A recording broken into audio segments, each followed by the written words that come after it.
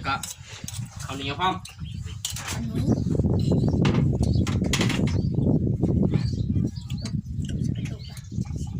มาเด้อแซ่บๆผักกับผักแก้มกันนี่แหละพี่น้องเลยมากินแซ่บขึ้นกับพวกมาผักกระเดาล้นไผ่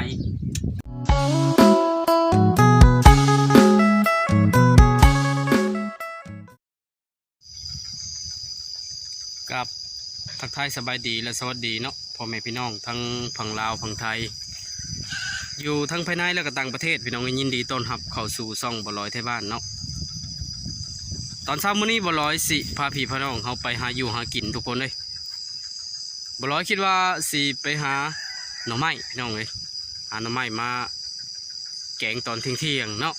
เพราะว่ามื้อนี้บ่ลอยพักเวียกพักงานพี่น้องเลยบ่ได้ไปทำงานเนาะก็เลยพาพี่พี่น้องเขาไปหาอยู่หากินคิดฮอดพี่เขาคิดฮอดน้องคือเก่าได้ทุกคนเลยเพราะว่าโดนเลยบ่ลอยบ่ได้ลงให้พี่ให้น้องเขาเบิ่งเนาะจังใดก็ยังคือเก่าคือเดิมเด้อทุกคนเด้อและให้พี่ให้น้องเขาติดตามแล้วก็ไปชมน้องกันพี่น้องเลยว่ามันสิได้สำใดเนาะไปพี่น้องไปตอนนี้กำลังไปอยู่พี่น้องเลยแต่มาส่องมึงเห็ดเพืองซะก่อนเนาะเห็ดเพืองนี่ฮะก็ออกแต่บ่ทันหลายได้ทุกคนเลย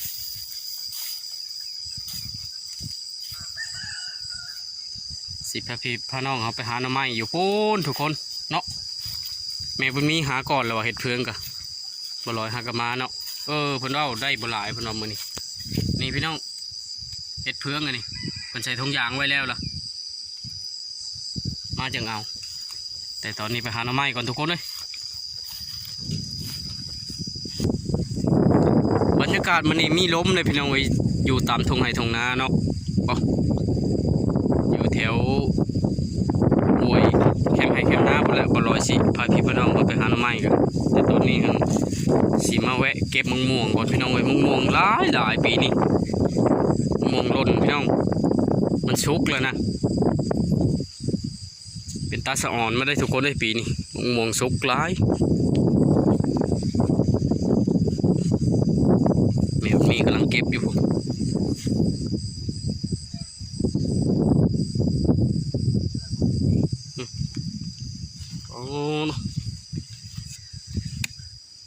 มองหลายพี่น้องเลยตาสะอ่อน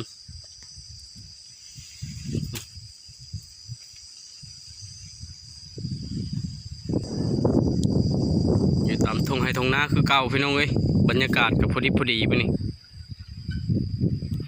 โอ้กล้ากับงามขนาดกล้าเขา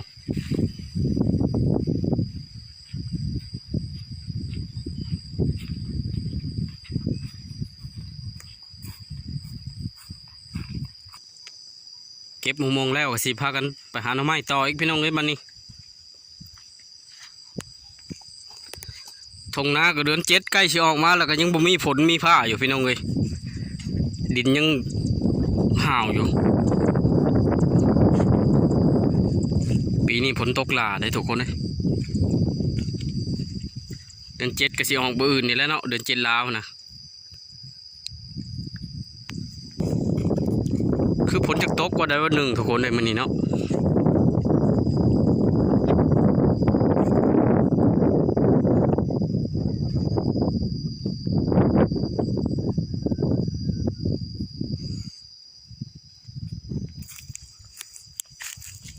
ก้ากำลังงามพี่น้องเลยเสียดายแต่ผลบ่ตกหำมันเนาะป่าต่อ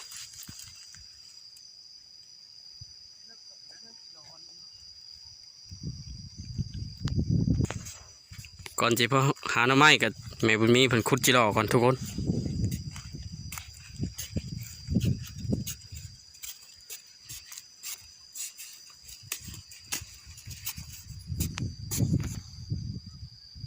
ตัวใหญ่วะตัวใหญ่เลยทุกคนเลย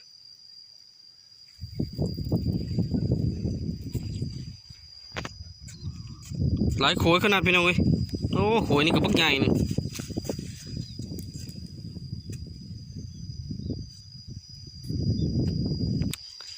หลายโขยพี่น้องเลยจิรอกะขับมันแดดเนี่ยก็ตื้นเนี่ยได้ทุกคนเลยขับบนโต๊ะมาก็เลิกอีก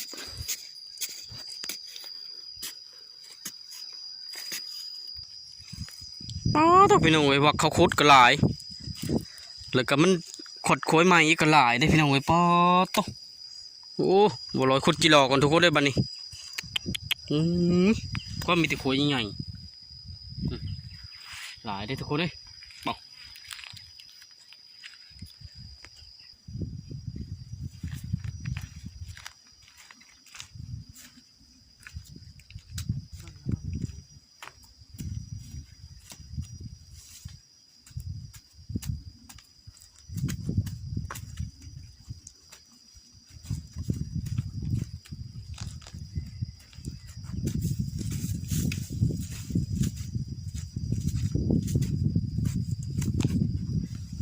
กบกระเดาหน้าไม่เจ๊กระเนาะมันหลายแล้ว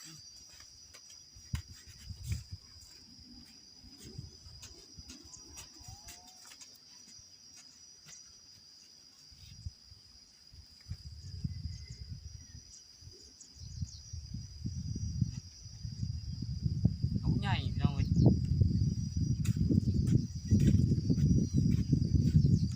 โอ้คัก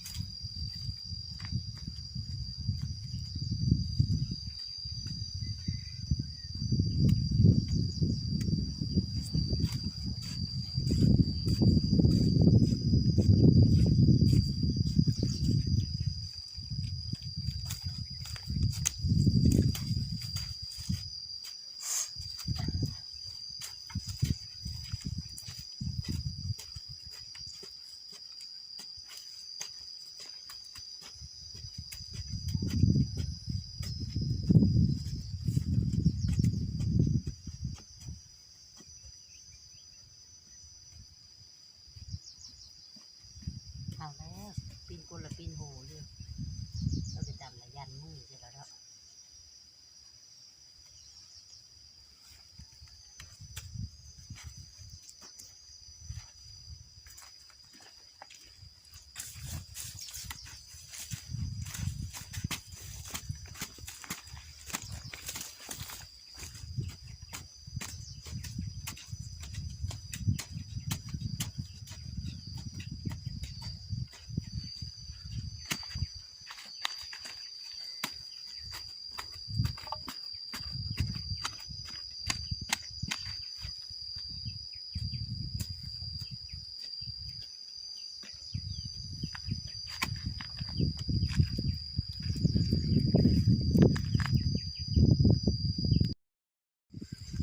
หลังจากขุดจิรอก็ได้หลายเติบพี่น้องเว้ย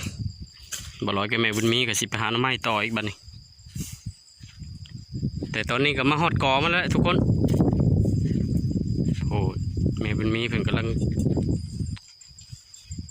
ส่องหาขุดหาอยู่พี่น้องเว้ยมันเป็นงานถนัดของแม่บุญมีหาหน่อไม้พี่น้องเว้ยมาฮอดปุ๊บก็เห็นปรับหรือบ่พี่น้องเว้ยมาเบิ่งนำกันดูโอ้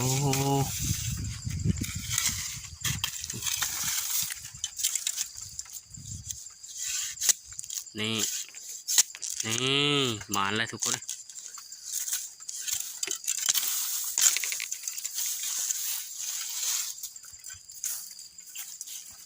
อะไรเกิบไม่เคยรู้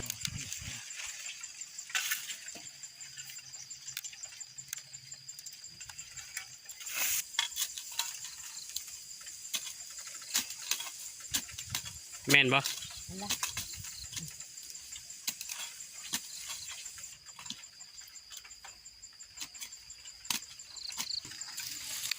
เจอดวงขาวๆหน่อขาวๆแล้วพี่น้องเอ้ย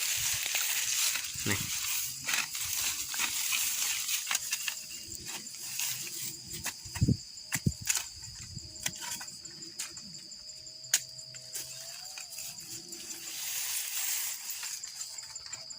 นี่ทุกคน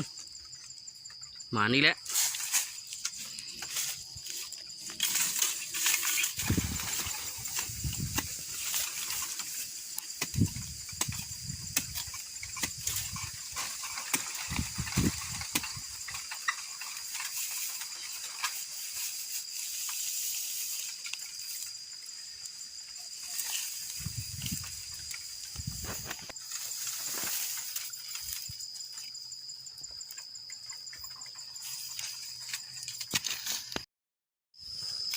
ไม้กับมันแดดถึงแล้วก็ไม่อยากออกมาได้ทุกคนเลย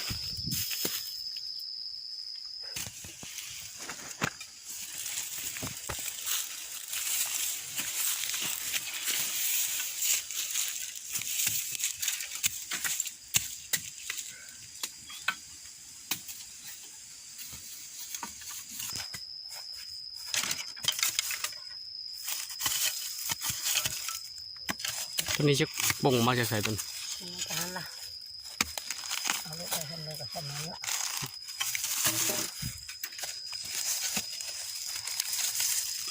เอาก็โอ้โหกูนี่ชื่อย่าจะยกหนังมันเลย เห็ดปวกพี่น้องเอ้ยหาไปหามาก็พบเห็ดปวกหมูหนึ่งแต่ก็อยากเข้าละ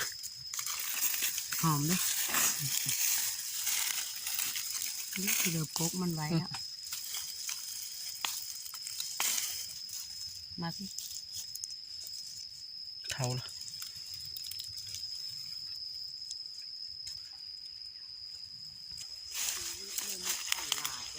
นี่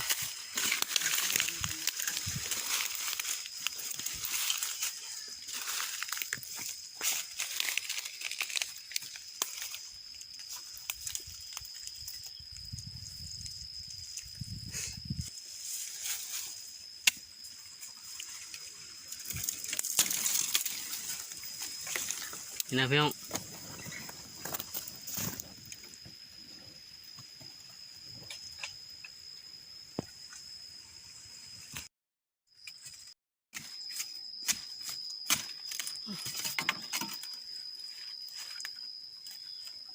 ชับอีกก้อนมันยังไม่ขาดค่ะ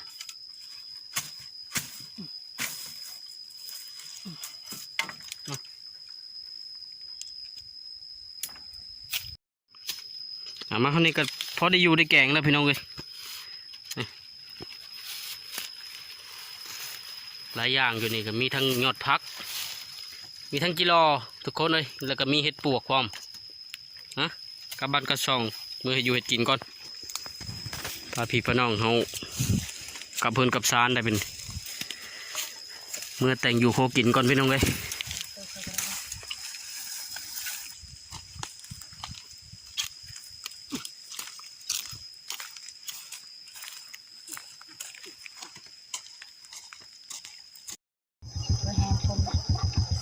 หลังจากมาแต่หาหน่อไม้แล้วก็สิ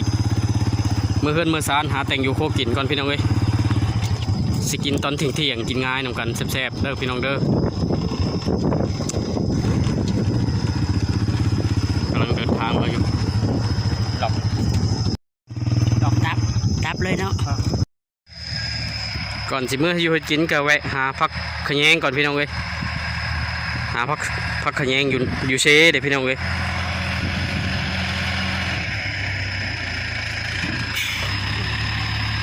รถเขาเจ้ากำลังเห็ดทางอยู่แม่บุญมีเพิ่นเห็นอยู่แถวนะเพิ่นนอนลายได้ก่อนสิหาพักขะแยงกับแม่บุญมีเห็นพักแหวนก่อนเลยทุกคนเลยเพิ่นว่าเอาพักแหวนก่อนงามเลยเพิ่นว่าโอ้พักแหวนก็งามทุกคนเลยโอ้ย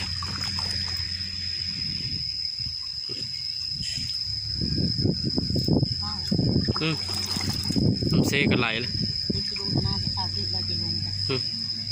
สบายจะห้ามอะไรเนี่ย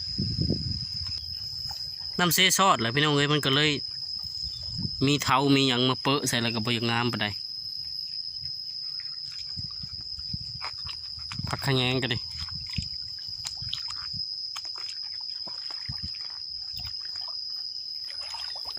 บ่ได้ทำพี่น้องเลยพักขะแยงกันดิน้ำเซท่วมละ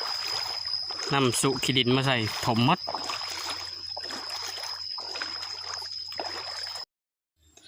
หลังจากมาเรือนบ่ลอยก่อนอื่นกันสิ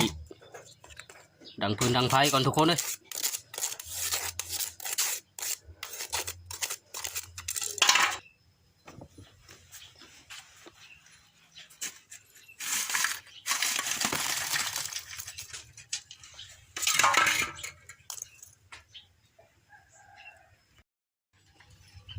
มาเทือนแล้วก็สิทำการปอกเปลือกก่อนพี่น้องเอ้ย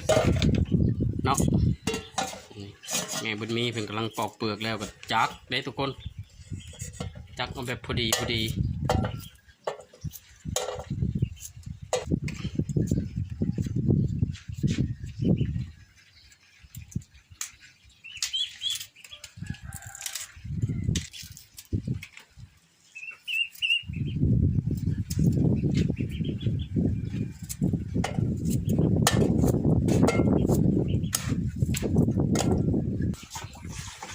ปอกเปลือกแล้วก็จักเรียบร้อยพี่น้องเอ้ย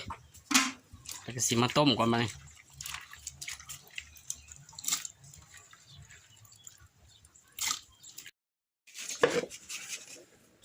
มีทั้งเ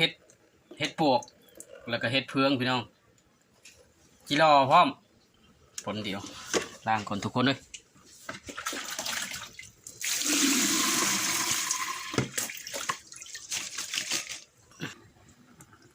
เอาลงใส่หม้อพี่น้องเลยเพราะว่าหม้อนี่ใส่แจวเลยตอนนี้กำลังออมน้ำแจวมันตอนใส่แจวของบร้อยไม่ได้ถ่ายให้เบิ่งพี่น้องเลยขอโทษน้ำเนาะแล้วก็หน่อไม้นี่ก็หินน้ำขมมันออกเลยทุกคนเลยบร้อยก็ไม่ได้ถ่ายให้พี่น้องเขาเบิ่งอีกเนาะตอนนี้ก็กำลังสิออมกิโลแล้วก็ออมเห็ดลงเสียเดียวนี่แหละทุกคนเนาะเพื่อให้มันจืดซะก่อนจากลงแล้วก็เอาหม้อคนให้มันทั่วๆกันซะก่อนทุกคนเลย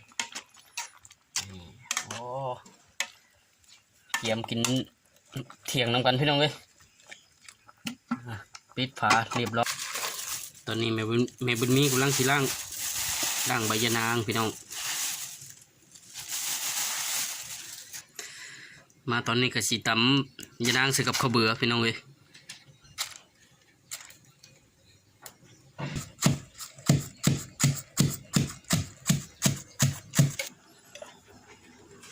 หลังจากออมหน่อไม้จืดแล้วทุกคนเลยกระสิปรุงเครื่องปรุงของมันลงไปตอนนี้กำลังใส่ปลาลงไปเนาะนี่มีทั้งพักบวบในทุกคนแล้วก็พักสะเงะให้พักสะเงะนาลงไปพร้อมกันเลยหลังจากนั้นก็ใส่กระเบือกับจะนางลงพร้อมกันนิดทุกคน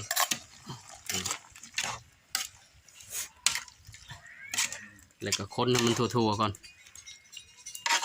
ส่วนเกลือกับเป็นนัวก็ลงไปจำนวนหนึ่งเลยทุกคนเลยปิดฝาก่อน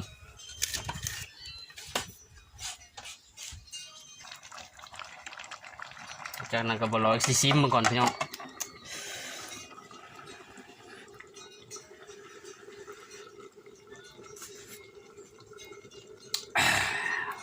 คัก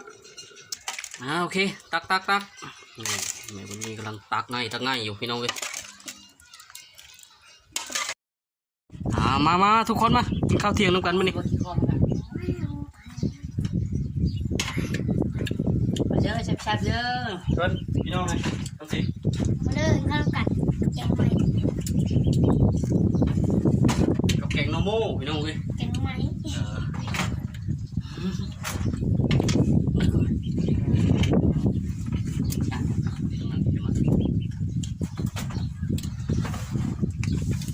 โอ้ยหลายอย่างพี่น้องเลย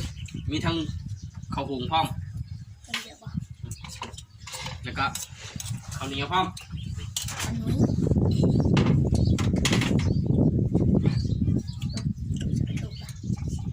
อันนี้ มาเด้อแซ่บผักกับผักแก้มกันนี่แหละพี่น้องเลย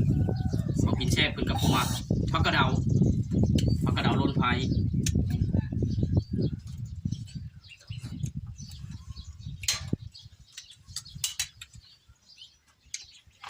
ซ่บแซ่บ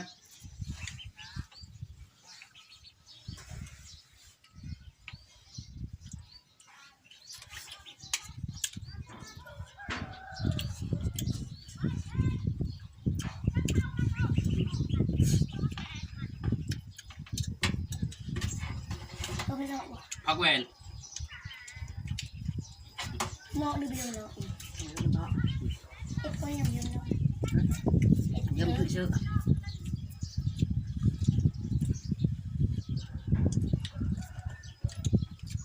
มาเด้อมาเลย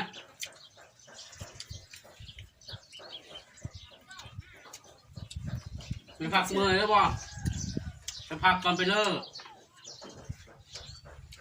คือเชือกแม่เชือกของงูนะ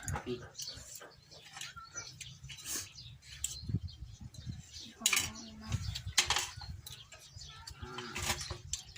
ยับ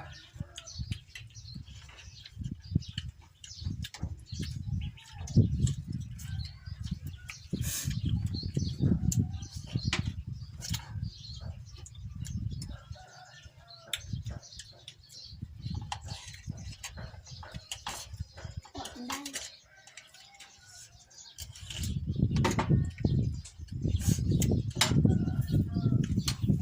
ห้าวเลยมาโอ้ขาวห้าวเลยสองห้าวแล้วกันหลวงพ่ออ่ะ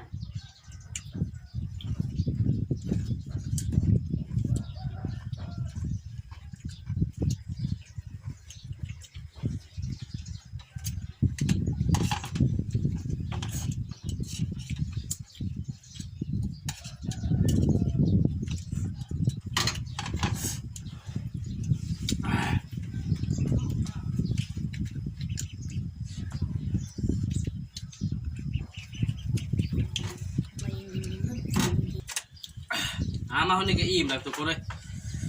ถูกมดเติร์ดข้าวหุงก็มดหลายถ้วยแต่เพียงเลยถ้วยพวกใหญ่มด สิจำก็พักเลยนี่ก็ สำหรับคลิปนี้ขอจบไว้สำนี้ก่อนพี่น้องเลยฝากเข้าไปกดไลค์กดแชร์ให้บอลลอยเด้อขอขอบใจท่านผู้ชมทุกท่านเด้อ